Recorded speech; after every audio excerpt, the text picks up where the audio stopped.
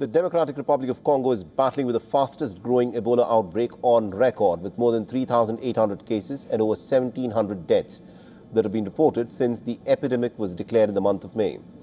Health officials say that Bundibugyo strain has now spread across multiple provinces, while experimental vaccines and treatments are being rushed into clinical trials. The outbreak is heavily concentrated in the eastern province of Ituri, which accounts for nearly about 90% of all cases.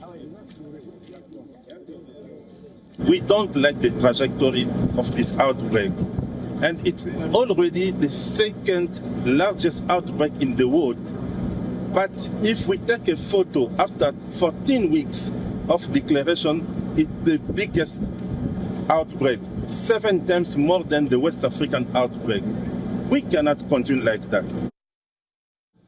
With no approved vaccines or medicines available for the Bundibugyo strain, the World Health Organization with fast-track clinical trials of experimental treatments. Canada has authorized a phase 1 clinical trial of Moderna's experimental mRNA vaccine targeting the Bundibugyo strain of Ebola.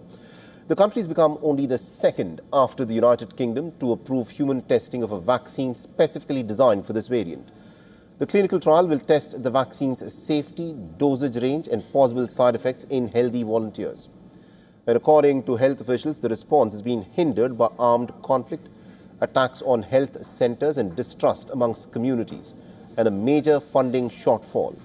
The failure to identify patient zero and also the movement of people through conflict zones have further complicated the containment efforts. More than 100 healthcare workers have been infected since the outbreak began.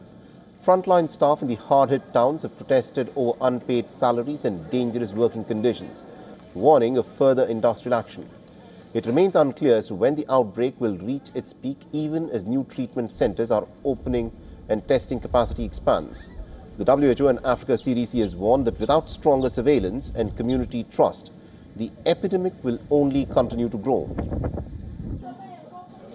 For all the latest news, download the WION app and subscribe to our YouTube channel.